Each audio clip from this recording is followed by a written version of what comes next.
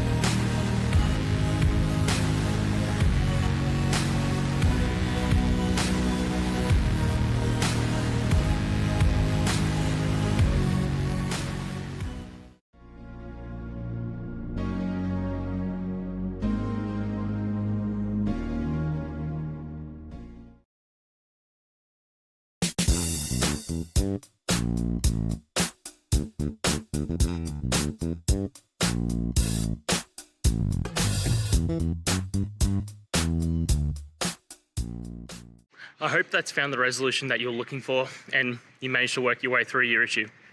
Please, if it did help, hit subscribe. I'd really appreciate it.